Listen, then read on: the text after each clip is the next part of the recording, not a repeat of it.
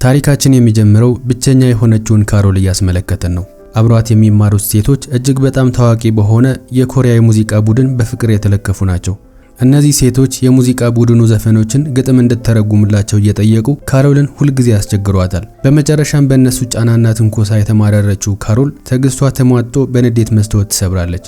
ልክ በዚህ ቅጽበት አንድ የማይታመን ነገር ይፈጠራል። ሺማን የተባለና እጅግ በጣም መልካም የሆነ ኮሪያዊ ወጣት በድንገት ክፍሏ ውስጥ ብቅ ይላል። ካሮል በሐሳቧ የፈጠረችው ቅዠት እንደሆነ ብታስብም ሺማን ግን ይህ ቅዠት ወይም ህልም እንዳልሆነ በእርጋታ ይነግራታል። ብዙም ሳይቆይ ሌላ ይበልጥ የሚያስደነግጥ ነገር ትገነዘባለች። የልብስ ቁም ሳጥኗ በቀጥታ ከኮሪያ ጋር የሚያገናኝ አስማታዊ በር ወይ ደግሞ ፖርታል እንዳለው ትረዳለች። ካሮል ለምትፈተነው ከባድ ፈተና ማጥናት ስለነበረባት እሱን ወዲያውኑ ወደ መጣበት ለመመለስ ትሞክራለች። ሺማን ግን ትኩረት በማድረግ እንድታጠና እሷን ለመተው ፈቃደኛ አልነበረም። በሁኔታው ተበሳጭታና ተናዳ ራስ ወዳድ እንደሆነ ትነግረዋለች። በዚህ ጊዜ ስለሱ እውነታውን ትረዳለች። ሺማን በመላው ኤሽያ እጅግ በጣም ታዋቂ የሆነ አይዶልና ሙዚቀኛ ሰው ነበር። በቅርቡ በአንድ የሙዚቃ መድረክ ላይ ስህተት ሰርቶ ስለነበረ ሰዎች ስለሱ የውሸት ወሬዎችንና ታሪኮችን እያሰራጩበት ከባድ ሐዘን ውስጥ ወድቆ ነበር። በዚህ መሃል ካሮል በዳንስ ውድድር ላይ ለመሳተፍ ትመዘገባለች። ነገር ግን ሺማን ሁልጊዜ ወደ ክፍሏ ሾልኮ እየገባ ቪዲዮ ጌም እየተጫወተ ሐሳቧን ስለሚከፋፍልባት ልምምድ ማድረግ ፈጽሞ የማይቻል ነገር ይሆንባታል። አንድ ምሽት ወደ ቤቷ ስትገባ እንደ የዋህ ፍጥረት በሰላም ተኝቶ ታገኘዋለች። ልትቀሰቅሰውም አልፈለገችም ነበር። በጸጥታ ለህይወቷ ትልቁና አስፈላጊ የሆነውን ዳንስ መለማመድ ትጀምራለች። ነገር ግን ሺማን ከእንቅልፉ ነቅቶ ጥሩ ዳንሰኛ እንዳልሆነች ፊት ለፊት ይነግራታል። በመቀጠልም የራሱ ኃይለኛና ማራኪ የሆኑ የዳንስ እንቅስቃሴዎችን ሲያሳያት ሳይታሰብ በድንገት ልቧ ውስጥ እንግዳ የሆነ ስሜት እንዲሰማት ያደርጋል። ለረጅም ሰዓታት ከደነሰ በኋላ ሺማን በላብ ተጠምቆ ሸሚዙን ያወልቀዋል። ካሮልም ስላሳፈራት ባለጌ እንደሆነ ትነግረዋለች። ሺማን ገላውን መታጠብ እንዳለበት በግዴለሽነት ሲናገር ካሮል በፍጥነት በቁም ሳጥኑ በር በኩል ወደ ኮሪያ ልትመልሰው ትሞክራለች። ነገር ግን እሷ ራሷ ሳታስበው በኮሪያ ወደሚገኘው የሺማን እጅግ ዘመናዊና ውድ መኖሪያ ቤት ትገባለች። እቤት ውስጥ ሺማን ከጠፋ ረጅም ጊዜ ተቆጥሮ ስለነበረ ሁሉም ሰው ተጨንቋል። ካሮልም በፍጥነት ትደበቃለች። ነገር ግን አንድ ሰው እንግዳ የሆነን ድምጽ ስለሰማ ሌባ የገባ መስሏቸው ነበር። ነገር ግን ያገኙት ሰው ሌላኛው አይዶልና የሺማን ጓደኛ የሆነው ጆን ነበር። የሺማን የቅርብ ጓደኛ የሆነው ጆን ስለ አስማታዊ በር አስቀድሞ ያውቅ ነበር። በዚህ ጊዜ ካሮል ሺማን ሙሉ በሙሉ እብድ ሊያደርጋት እንደሆነ በመግለጽ ቅሬታዋን ታሰማለች። ጆን ግን ሺማን በስሜት ራሱን እስኪያገኝ ድረስ ለተወሰነ ጊዜ ከኮሪያ ርቆ መቆየት እንዳለበት ያስረዳትና በክፍሏ ውስጥ ተደብቆ እንዲቆይ እንድትፈቅድለት ይለምናታል። የዋህ አይኖች ከተመለከተች በኋላ ምቾት ባይሰማትም ባቀረቡላት ሐሳብ ትስማማለች። ነገር ግን አንድ ጥብቅና የማይቀር ቅድመ ሁኔታ ታስቀምጣለች። በፍጹም ሊረብሻት እንደማይገባና ከሷ ጋር እየኖረ እንደሆነ ማንም ሰው ማወቅ እንደሌለበት ትነግራቸዋለች። ከተወሰነ ጊዜ በኋላ ሺማን እንደተለመደው አልጋዋ ላይ ጋደም ሲል ካሮል በቀጥታ ገፍታ መሬት ላይ ትጥለዋለች። በመጨረሻም እንደ ታማኝ የቤት ውሻ አጠገቧ መሬት ላይ ይተኛል። ከዚህ በኋላ ካሮል በሚገርም ሁኔታ የሱን አብሮነት ምቾት እየሰጣትና እንደሚጠብቃት እየተሰማት ይመጣል። በሚቀጥለው ቀን ትምህርት ቤት ውስጥ አብሯት የሚማሩት ሴቶች የኤሽያን ስታይል ሜካፕ ፊቷ ላይ ሊቀቧት ይፈልጋሉ። በዚህ ምክንያት የተበሳጨችውና የተናደደችው ካሮል ቸኮሌት ፊታቸው ላይ ትቀባቸዋለች። በኋላ ላይ እነዚያ ልጆች በዳንስ ውድድሩ ያሸነፈችውን የሽልማት ገንዘብ ሰርቀው ካፌ ውስጥ ትልቅ ረብሻ ይፈጥራሉ። በኋላ ላይ ቤት ውስጥ አክስቷ ምንም የማትረባና ሰነፍ መሆኗን በክፉ ቃላት ትነግራታለች። የካሮል አባት ገና ልጅ እያለች ጥሏት እንደጠፋና እናቷን በኋላ ላይ በሚያሳዝን የመኪና አደጋ እንደሞተች ታሪካችን ይነግረናል። ጆን ሊያጽናናት ይሞክራል። ለሱ እየተላኩለት የነበሩትን አበባዎች ይዞላት ይመጣል። በተጨማሪም ሺማን የአዲሱን ዘፈን ግጥም ጽፎ እንደጨረሰ ወደ ኮሪያ እንደሚመለስ ያስረዳታል። በኋላ ላይ ካሮል ሺማንን በጣሪያው ላይ ብቻውን ተቀምጦ ታገኘዋለች። ምንም እንኳን ቀደም ብሎ ከቦርሳዋ ውስጥ በድብቅ ገንዘብ ወስዶባት የነበረ ቢሆንም አሁንም የምትወደውን ጣፋጭ ከረሜላ ትሰጠዋለች። ታዋቂ መሆን ማለት ሰዎችን መጥፎ ነገር ለማድረግ መብት እንደማይሰጥም በጥብቅ ታስረዳዋለች። ሺማንም ከልቡ ይቅርታ ይጠይቃታል። ካሮል የዳንስ ልምምዷን ስትቀጥል ሺማን ዳንሷ ነፍስ እንደሌለውና ማራኪ እንዳልሆነ ይነግራታል። በውስጧ በጥልቅ የተደበቀውን ቁጣና ህመም እንድታወጣውና እንድትለቀው ሞራል ይሰጣታል። በድንገት አክስቷ እንዴት እንዳሳደገቻት ነገር ግን በጭካኔ ቁም ሳጥን ውስጥ እንድትኖር ታስገድዳት እንደነበረ ታስታውሳለች። ያ የህመም ስሜት ልቧን ሲሞላው ዳንሷ በድንገት እጅግ በጣም ኃይለኛ መሆን ይጀምራል። ይህንን አስገራሚ ትርኢት ቀርጻ ወደ ውድድሩ ትልካለች። በዚህ የተደነቀው ሺማን ደግሞ የዳንስ አስተማሪዋ ለመሆን ይወስናል። አንድ ቀን ጓደኛዋ ታዋቂው ሺማን በአካባቢው እንደታየ ይነግራታል። ካሮልም በፍጥነት ከቤት እንዳይወጣ ታስጠነቅቀዋለች። ብዙም ሳይቆይ ጆን የሺማንን እቃዎች ይዞ ይመጣል። ሺማን እያሾፈባት ካሮል መጥፎ ጠረን እንዳላት ይቀልድና ዶድራንት እንዲያመጣለት ጆንን ይጠይቋል። በኋላ ላይ ጆን ከቤት ምግብ በድብቅ ለመውሰድ ሲሞክር ስለተያዘ ሺማን የት እንደተደበቀ እንደሚያውቅ ይናዘዛል። በዚህ መሃል ስራ አስኪያጁ በሺማን ምትክ እሱን መስሎ የሚሰራ ሰው ያገኛል። ጆን ግን እውነተኛ ሙዚቃ መፍጠር የሚችለው የሺማን ስሜታዊ ነፍስ ብቻ እንደሆነ በጥብቅ ይከራከራል። በሌላ በኩል ካሮል ክፍሏን እንደ መማሪያ ክፍል ለሁለት ትከፍለዋለች። ምንም እንኳን እሷ አንዳንዴ ወደ አልጋዋ ሾልኮ ለመግባት ቢሞክርም እሷና ሺማን አስተማሪና ተማሪ እንጂ ፍቅረኛሞች እንዳልሆኑ ግልጽ ታደርግለታለች። አንድ ቀን ምሽት ሺማን ስለ ቀድሞ አስተማሪው የሚያስፈራ ቅዠት ይመለከታል። ካሮልም በእርጋታ ታጽናናዋለች። ይህም የበለጠ እንዲያምናት ያደርጋታል። ከተወሰነ ጊዜ በኋላ በሶሻል ሚዲያ ላይ ሱቁ የቆሸሸ እንደሆነ የሚገልጽ ወሬ በመሰራጨቱ አክስቷ እንደገና ትገላምጣታለች። ጆን ግን የካሮልን ስሜት ለማስተካከል ይሞክርና ለአንድ አስፈላጊ ዝግጅት ወደ ኮሪያ መመለስ እንዳለበት ይነግራታል። እሷም ረዘም ላለ ጊዜ እንዲቆይ ልታሳምነው ትሞክራለች። እሱ ግን እምቢ ይላታል። ነገር ግን ከመሄዱ በፊት አንድ አስገራሚ ዜና ይነግራታል። ካሮል በዳንስ ውድድሩ ለፍጻሜ ደርሳለች። በደስታ ብዛት ካሮል ጥብቅ አድርጋ ታቅፈዋለች። በዚያ አቅፍ ውስጥ የተለየ ስሜት ይሰማዋል። ቢሆንም በድንገት ጓደኞቿ በአስማተኛው በር በኩል ያልፉና ባዩት ነገር በጣም ይደነግጣሉ። ሌላኛው ጓደኛዋም ፊት ለፊት ያገኛቸዋል። ነገር ግን ካሮል ሺማንን ምን ያህል አጥብቃ እንደምትወደው ከተረዳ በኋላ በሚስጥር ለመያዝ ቃል ይገባላታል። ሺማን ይበልጥ ጠንካራ እንድትሆን ካሮልን በርትቶ ማሰልጠን ይጀምራል። አንድ ቀን ስትንሸራተት ጆን በፍጥነት ያድናታል። በዚህ ጊዜ ካሮል ለሁለቱም የፍቅር ስሜት ማዳበር ስለጀመረች ግራ ይገባታል። የሺማንን ስሜት ለማሻሻል በማሰብ ምንም እንኳን ትልቅ ስኬት ቢኖረውም ከልቡ ፈገግ ብሎ ስለማያውቅ ጓደኛዋ ከተማውን እንዲያስጎበኘው ትጠይቀዋለች። ቢሆንም ሺማን እድለኛ አልነበረም። ድንገት አንድ ሰው እሱ እንደሆነ ይለየውና ወዲያውኑ አድናቂዎቹ እሱን ማሳደድ ይጀምራሉ። ለመደበቅ ሲባልም አብሮ ከሚደነሱ የእድሜ ባለጸጋ ሴቶች ጋር ይቀላቀላሉ። ቢሆንም ሺማን አሁንም የተረበሸ ይመስላል። ካሮል ጭንቀቱን ለማስረሳት አብሯት እንዲደንስ ትጋብዘዋለች። እሱ ግን ፈቃደኛ አልነበረም። ስለዚህ ጆን ጣልቃ ይገባና በሱ ቦታ አብሯት ይደንሳል። ስህተቱን የተረዳውና ክፍተት የፈጠረው ሺማን በመሃላቸው ገብቶ በመንገድ ላይ ሊያሰለጥናት ይጀምራል። ካሮል በጣም በሚያምር ሁኔታ እየደነሰች ስለነበረ ሰዎች እንደ ፕሮፌሽናል ዳንሰኛ ከቧት መመልከት ይጀምራሉ። ነገር ግን ሺማን አሁንም አቅም እንዳላትና ማሻሻል እንደምትችል ያምናል። ካሮል ግን በሐሳቡ የተስማማች አትመስልም ነበር። እሱ ግን ዳንስ ማለት ስለ ፍጽምና ሳይሆን በራስ ስለማመን እንደሆነ በእርጋታ ያስረዳታል። በሚሰጣት መመሪያ መሰረት ካሮል በውድድሩ ላይ አስደናቂ ትርኢት ታቀርባለች። በኋላም ጓደኞቿ ስኬቷን ለማክበር አስገራሚ ድግስ ያዘጋጁላታል። ማታ ላይ ወደ ቤት ከተመለሱ በኋላ አልጋ ላይ ማን እንደሚተኛ ለመወሰን ጌም ይጫወታሉ። በመጨረሻም ካሮል ትሸነፋለች። ቢሆንም ማታ ከተኙ በኋላ ሺማን በሰላም እንድትተኛ ስለፈለገ የራሱን ምቾት መስዋዕት በማድረግ አልጋውን ይለቅላታል። ከተወሰነ ጊዜ በኋላ ያጎቷ ልጅ አንድ ዝግጅት እንድታዘጋጅላት ጫና ታደርግላታለች። በተጨማሪም በድብቅ የዳንስ ልምምድ እንደምታደርግ ለእናቷ እንደምትነግርባት በመግለጽ ታስፈራራታለች። ነገር ግን ካሮል ዳንስ የህይወቷ አንድ ዓላማ በማድረግ ስለወሰደችው ለማስፈራሪያው ብዙ ትኩረት አልሰጠችውም ነበር። የሙዚቃ ቡድኑ ጓደኛሞች ደግሞ የእሷን ስሜት ለማሻሻል በማሰብ በመቶዎች የሚቆጠር ዶላር የሚያስወጣ የግል ኮንሰርት ለሷ ብቻ ያቀርባሉ። ብዙም ሳይቆይ አብራት የምትማር ጓደኛዋ ሙዚቀኞቹ እነሱ በሚኖርበት ብራዚል እንደሚገኙ ትመለከታለች። ሞኝ ስላደረጓትም ከዚህ በኋላ የካሮል ጓደኛ እንዳልሆነች በቁጣ ትገልጻለች። ካሮል ጆን እስኪያጽናናት ድረስ በሁኔታው በጣም ታዝናለች። ሁኔታው ያላማረው ሺማን ትኩረቷን ለመሳብ እየሞከረ ነበር። አሁን ሁለቱም ጓደኛሞች የሷን ፍቅር ለማግኘት መወዳደር ይጀምራሉ። አንድ ቀን ምሽት ሺማን በጣም ከመድከሙ የተነሳ ተኝቶ ሳለ በአጋጣሚ ካሮልን ይመታታል። በህልሙ ያለ ካሮል በህይወት የመኖሩ ምክንያት እንደሆነችና በጣም እንደሚወዳት እየተናገረ ነበር። እሷም የተናገረውን ያልጠበቀችው ነገር ከሰማች በኋላ በጣም ትደነግጣለች። ትምህርት ቤት ውስጥ አንድ የፍቅር አጋር መፈለጊያ አፕሊኬሽን ስትጠቀም ጆን የህይወቷ የፍቅር አጋር እንደሆነ ይነግራታል። ካሮል ግን እንዲሆንላት የምትፈልገው ሺማን ስለነበረ አፕሊኬሽኑ በነገራት ግምት ደስተኛ አልነበረችም። ከዛም ጓደኛዋ ስትመጣ ትደበቃለች። ምክንያቱም አድናቂዎቹ ሲያውቁ ሊያሳድዷት እንደሚችሉና እሱ ከእርሷ ጋር መደበኛ ህይወት ሊመራ እንደማይችል ታውቅ ነበር።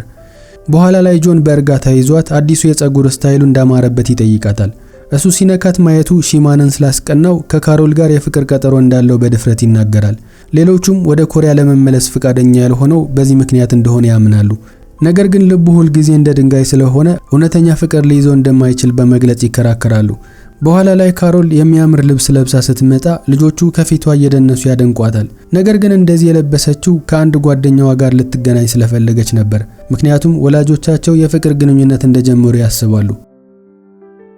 ከቀጠሮው ስትመለስ በቅናት የተቃጠለው ሺማን ምን እንደተፈጠረ ይጠይቃታል።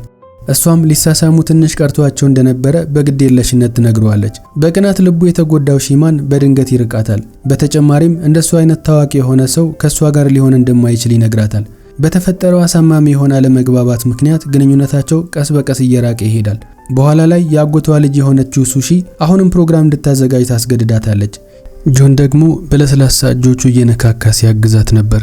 ካሮል ይህን ያህል ቅርብ ሆኖ ሲሰማት ምን ያህል አፍቃሪና ምናልባትም የህይወት አጋሯ እንደሆነ ትገነዘባለች። ብዙም ሳይቆይ ሺማን የሰራውን አዲሱ ዘፈን ለማቅረብ ወደ ኮሪያ መመለስ ግድ ይሆንበታል። ከመሄዱ በፊት ካሮል አዲስ የፀጉር ስታይል እንድትሰራለት ይጠይቃታል። ፀጉሩን እየቆረጠች ሳለ በፍቅር ስሜት ይመለከታትና ከሷ ተለይቶ መኖር የህይወቱ ትልቁ ቅጣት እንደሆነ ይናዘዛል። ሲመለስ እንደሚስማትም ቃል ይገባላታል። በኋላ ላይ ኮሪያ ውስጥ አዲሱ ዘፈኑ ትልቅ ስኬት ያመጣላቸዋል። ስራ አስኪያጁም ይደሰታል። ቢሆንም ሺማን በድንገት እናቱን ያስታውስና ራሱን መቆጣጠር ይሳነዋል። በዚህ መሃል በአጋጣሚ ከአንድ ታዋቂ ሰው ጋር በመላተም ዝግጅቱን ያበላሸዋል።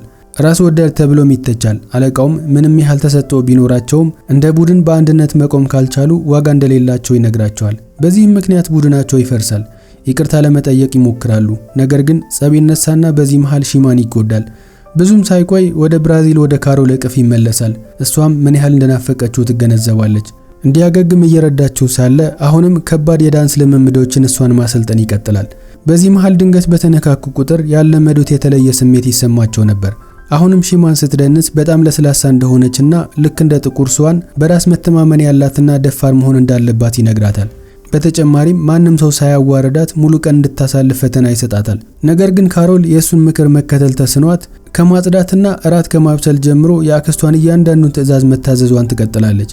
በሁኔታው የተበሳጨው ሺማን ድምጹን ከፍ አድርጎ ራሷን መከላከል እንዳለባት ይነግራታል። ካሮልም በሐዘን ስሜት በጣም ስስ እንደሆነችና የእሱን መጮህ ስሜቷን እንደሚጎዳው ትነግረዋለች። ስህተቱን የተገነዘበው ሺማን የተናደደው ራስ ወዳድ በመሆኑ በራሱ ላይ እንደሆነ ይረዳል። ከዚህ በኋላ ለመለወጥ ቆርጦ ይነሳና ለሷ ሲል የተሻለ ሰው ለመሆን ለራሱ ቃል ይገባል። በኋላ ላይ ጆን ካሮል ስትደንስ ይመለከታታል። እሷም ያለ ፈቃድ ወደ ክፍሏ በመግባቱ ትበሳጫለች። ጆንና ሺማን በመጨረሻም በግልጽ ይነጋገራሉ። ሁለቱም ከልብ ስለሚያፈቅሯት ካሮልን ማየት ወሰን የሌለው ደስታ እንደሚሰጣቸው ሁለቱም ይናገራሉ። በኋላ ላይ ጆን ቡድናቸው እንደገና ነፍስ መዝራት ስለነበረበት ሺማን አለቃቸውን ይቅርታ እንዲጠይቅ ይማጸነዋል። ነገር ግን ሺማን ወደ ቡድን መመለስ እንደማይችል እየተሰማው ነበር። እናም ሻንጣውን ጠቅልሎ ካሮል ጋር ለመኖር ወደ ብራዚል ለመሄድ ይወስናል። ጓደኞቹ ግን እሱ ስለሚያስፈልጋቸው ሺማን እንዳይሄድ ጆን አጥብቆ ይለምነዋል። ነገር ግን ሺማን ፈቃደኛ ስላልነበረ ሁለቱም ጓደኛሞች በሐዘን ተሞልተው ይለያያሉ። በሌላ በኩል ካሮል በመጨረሻም የሚደርስባት የጉልበተኞች ጥቃት የሰለቻት ትመስላለች። በታላቅ ድፍረት ሲያሰቃዩዋት በነበሩት ሰዎች ፊት ቆማለች። በመቀጠልም የድሮ የእናቷን የዳንስ ልብስ ትለብሳለች። ውጭ ላይ ከወጣች በኋላ ድንገት ከዓመታት በፊት እናቷ በመኪና አደጋ ምክንያት የሞተችበትን ሁኔታ ታስታውሳለች። ካሮል ሁልጊዜም ቢሆን ለእናቷ ሞት ራሷን ተጠያቂ የምታደርግ ሲሆን ያንን አሳማሚ የጥፋተኝነት ስሜቷ በልቧ ተሸክማ እየኖረች ነው። በሌላ በኩል ጆን አይኖቿንና የእቅፏን ሙቀት እያስታወሰ ለካሮል የፍቅር ዘፈን እየጻፈ ነው። ሺማን ለሷ ያለውን ስሜት እየተናገረ ሲሆን ካሮል ደግሞ ለውድድሩ ዝግጅቷን ትቀጥላለች። በሚያሳዝን ሁኔታ ያሳየችው ቀጣዩ ትርኢት ደካማ ነበር። ከዝግጅቱም በኋላ ዝናብ ውስጥ ብቻዋን ቆማ ስለ እናቷ ሞት እያሰበች ከባድ ሐዘን ውስጥ ነበረች። ከዚህ በኋላ ሺማን ያገኛትና በእርጋታ ወደ ቤቷ ያመጣታል። ቅዝቃዜ ላይ ስለነበሩ እንዲሞቃቸው ሁለቱም በሙቅ ውሃ ሻወር ይወስዳሉ። እሷን ለመሳም እየተጠጋት በነበረበት ጊዜ ከባድ ትኩሳት እንዳለባት ይገነዘባል። ከዚህ በኋላ ሙቀቷን ለመቀነስ እየሞከረ ሙቀቱን ለመቀነስ የሚረዳት የተለየ መጠጥ ያዘጋጅላታል። ካሮል በትኩሳቱ ብዛት ምክንያት የቤተሰቦቿን ጉዳት በቅዠት መልክ እየታያት ነበር። ሁኔታዋ በጣም አሳሳቢ ደረጃ ላይ ስለደረሰ አሁን ህይወቷ አደጋ ውስጥ ወድቋል። እሷን ለማዳን ቆርጦ የተነሳው ሺማን ሁሉም ነገር መስዋዕት በማድረግ የጓደኞቹን እርዳታ ለመጠየቅ ወደ ኮሪያ ይመለሳል። በኋላ ላይ ካሮል ስራ ላይ ያለች መሬት ላይ ትወድቃለች። ልጆቹም የማስኮት ልብስ ለብሰው በድብቅ ይመጣሉ።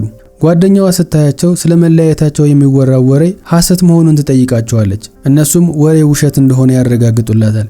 ካሮል በጣም ተዳክማ ስለነበረ ሁሉም ሰው እንድታገግም በጋራ እየሰራ ነበር። ሺማን ደግሞ ጤንነቷ እንዲመለስ እየጸለየላት ሁልጊዜም ቢሆን ካጠገቡ አልተለየም ነበር። እሷም እንዳይተዋት ስለለመነችው በጸጥታ አብሯት ይተኛል። ካሮል በመጨረሻም ከእንቅልፏ ስትነቃ ሺማን የፍቅር ምልክት እንዲሆናቸው የእጅ አምባሩን አውልቆ ይሰጣታል። በተጨማሪም እናቱ ጥላው ከመሄዷ በፊት እንደሰጠችውና ለዚህም አምባሩ ለሱ ትልቅ ትርጉም እንዳለው ያስረዳታል። በኋላ ላይ ጆን የሙዚቃ ቡድኑ እንደገና እንዲዋሃድ ስራ አስኪያጁን ማሳመን እንዳልቻለ ይነግረዋል። በዚህም ምክንያት ሺማን ስራ አስኪያጁን ራሱ ለማነጋገር ይወስናል። ስራ አስኪያጁ ግን ጆን እውነተኛ ጓደኛ እንዳልሆነና ስለ ኮንትራትና ገንዘብ ብቻ እንደሚያስብ በመግለጽ ሊያታልለው ይሞክራል። በኋላ ላይ ሺማን ሳይሳካለት ሲመለስ ካሮል በፍቅር ስሜት በጣም አፍቃሪ እንደሆነ ትነግረዋለች። በስሜት ተውጣ በድንገት ሳያስበው ትስመዋለች። ነገር ግን እዚህ ላይ አለመግባባት ይፈጠራል። የሺማን ኮፍያ ያደረገው ሰው ሺማን ራሱ ሳይሆን ጓደኛው ጆን ነበር። ምንም እንኳን ካሮል ሺማንን እየሳመች እንደሆነ ብታስብም መሳሳማቸው የተመለከተው ሺማን ግን ልቡ ተሰብሯል። በማግስቱ ጠዋት ካሮል ለነበራት የዳንስ ውድድር በደስታ ስትዘጋጅ ሺማን በቦታው እንዲገኝ ትፈልግ ነበር። እሱ ግን የጆንን ማበረታቻ ችላ በማለት አልጋ ላይ ደብሮት ተኝቶ ነበር። በመጨረሻም ካሁን በኋላ ካሮልን እንደማያምናትና እንደከዳችው እንደሚያስብ ይነግራታል። በዚህ ምክንያት ልቧ የተሰበረው ካሮል የሰጣትን የእጅ አምባር አውልቃ ትወረውርበታለች። ሺማን ምንም አይነት ማብራሪያ ለመስማት ሳይፈልግ እያለቀሰች ጥሏት ወደ ኮሪያ ይመለሳል። ወደ ኮሪያ ከተመለሱ በኋላ ካሮልን የጎዳት ማን እንደሆነ ከጓደኞቹ ጋር እየተከራከሩ ከመኖሪያ ቤታቸው ይወጣሉ። ሁሉም እስካሁን ካገኙዋቸው አድናቂዎቻቸው ካሮል ምርጧ እንደነበረችና መኖሪያ ቤት ጭምር እንደሰጠቻቸው ይስማማሉ። ሺማን አብሮ የተነሱትን ፎቶ ይመለከትና አንድ ላይ የነበሩበትን ጊዜ ያስታውሳል። ቢሆንም የመሳሳሙ አጋጣሚ አሁንም ድረስ እያሰቃየው ይገኛል። በዚህ መሃል ጆን ለካሮል የፍቅር ሰርፕራይዝ ያዘጋጅና ፕሮፌሽናል ዳንሰኛ የመሆን ህልሟ እንድታሳድድ በማበረታታት አዲስ የዳንስ ጫማ ይሰጣታል። ምንም እንኳን ደግነቱ ቢያስደስታትም ካሮል አሁንም ያለ ሺማን ባዶነት ይሰማታል። ጆን በመጨረሻም ፍቅሩን ገለጸላት። ነገር ግን ካሮል የእውነት የምትወደው ሺማንን እንደሆነ ትነግረዋለች። መሳሳሙ ደግሞ አለመግባባት ብቻ እንደነበረና ሺማን መስሏት እንደሳመችው በመግለጽ ጥያቄው እንዳልተቀበለችው ታስረዳዋለች። በኋላ ላይ ሁለቱም ጓደኛሞች በግልጽ ይነጋገራሉ። ጓደኝነታቸው በፍቅር ምክንያት እንዳይፈርስም ቃል ይገባሉ። በዚህ መሃል ካሮል አለመግባባቱን ለማስተካከል ወደ ኮሪያ ለመጓዝ ታስባለች። ብዙም ሳይቆይ የሙዚቃ ቡድኑ ጓደኛሞች አንድ ላይ መሆናቸውን በይፋ ያሳውቃሉ። ሺማን አዲስ የዘፈን ግጥም እየጻፈ ሳለ ያለማቋረጥ ስለ ካሮልና እሱን ብላ በስህተት ጆንን የሳመችበትን ሁኔታ እያሰበ ነበር። ከዛ በኋላ ቡድኑን ለመጠበቅ ሲባል አስማታዊውን በር በግድግዳ ይዘጋዋል። ስራ አስኪያጁን በመጨረሻ ተመልሰው እንዲመጡ ይስማማል። ነገር ግን በአንድ ቅድመ ሁኔታ ነበር። ሺማን ካሁን በኋላ የቡድኑን መሪ እንደማይሆንና ጆን የሱን ቦታ እንደሚተካ ይናገራል። የቡድኑ አባላት በሁኔታው በጣም ደንግጠው ነበር። በዚህ መሃል ካሮል አባቷን ትፈልጋለች። በተጨማሪም ለሷ ስላስቀመጠላት ብዛት ያለው ገንዘብ የሚገልጽ የተደበቀ ደብዳቤ ታገኛለች። በዚህ መሃል አክስቷ ትይዛትና እንደ እናቷ ምስጋና ቢስ እንደሆነች በቁጣ ትነግራታለች። በንዴትም የካሮል የዳንስ ልብስ ትቀድና በፍጹም ታዋቂ ሰው እንደማትሆን ትነግራታለች። አሁን ከባድ ሐዘን ውስጥ ያለችው ካሮል አስማታዊ በር ጋር ትሄዳለች። ነገር ግን በሩ በግድግዳ ተዘግቶ ታገኘዋለች። ሺማን በጣም ስለናፈቃትም አምረራ ታለቅሳለች። በሌላ በኩል ኮሪያ ውስጥ የነበረው ሺማን የሷን ህመም እየተሰማው ነበር። ነገር ግን መመለስ አልቻለም። ሁለቱም በጸጥታ የልብ ስብራታቸውን ታግሰው ለማለፍ እየሞከሩ ነበር። ካሮል ወደፊት ለመቀጠልና እሱን ለመርሳት ትሞክራለች። በኋላ ላይ የሙዚቃ ቡድኑ አዲስ ዘፈን ያወጣል። ካሮል ደግሞ የሺማንን ድምጽ ከሰማች በኋላ የዋሰ ከባድ ሐዘን ሊሰማት ይጀምራል። በቁጣና በሐዘን ተሞልታ በክፍሏ ውስጥ እነሱን የሚያስታውሷትን ነገሮች ሁሉ ማስወገድ ትጀምራለች። ነገር ግን የግጥሙን ቃላት በጥሞና ስታዳምጠው ዘፈኑ ስለሷና ስለነበራቸው ፍቅር እንደሆነ ትረዳለች።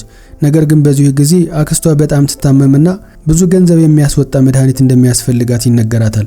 ነገር ግን ካሮል የመግዛት አቅም ስለሌላት አሁንም የባሰ ተስፋ ትቆርጣለች። ወደ ኮሪያ ስንመለስ ደግሞ የሚያቀርቧቸው ኮንሰርቶች እጅግ በጣም የተሳካላቸው ቢሆኑም ሺማን ግን አሁንም ደስተኛ አልነበረም። የቡድኑ መሪነት ስላጣ እንደሆነ ሲጠየቅ መሪነት ለሱ ምንም ትርጉም እንደሌለው በእርጋታ ይናገራል። ለሱ ዋናው ነገር አድናቂዎቹ እንደ ሰው ምን ያህል እንዳደገ ማየታቸው ብቻ ነበር። ቢሆንም በዓለም ላይ ያሉ ስኬቶች በሙሉ ቢያገኝ ራሱ ከሚወዳት ሴት ውጪ ምንም ትርጉም እንደሌላቸው ይናገራል። ያለ ካሮል ልቡ በየቀኑ ያለቅሳል።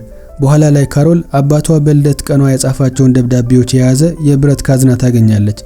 በአንደኛው ደብዳቤ ላይ በአንድ ወቅት አብሮ ወደ ኮሪያ ለመሄድ አቅደው እንደነበረ ይገልጽላታል። ነገር ግን እናቷ ከሞተች በኋላ ካሮልን ማየት ሚስቱን ስለሚያስታውሰው ሊቋቋመው አልቻለም ነበር። ከዚህ ውስጥ አንዳችም ነገር የሷ ጥፋት እንዳልሆነ ያረጋግጥላትና ህልሟን ማሳደድ እንዳለባት ያበረታታታል። በዚህ መሃል ታሪካችን ወደ ኮሪያ ሲመልሰን በአንድ ቃለ ምልልስ ላይ ጆን ዘፈኑን ብቻውን እንደጻፈው ይናገራል። ሺማን በቁጣ ውሸታም እንደሆነ በመግለጽ አብሮ እንደጻፉት ለማስረዳት ይሞክራል። ስራ አስኪያጁ ግን በመሃል ጣልቃ ይገባና ሺማን እንዲህ አይነት የፍቅር ግጥም ይጽፋል ብሎ ማንም ስለማያምን ሐሳቡ የጆን እንደሆነ ይናገራል።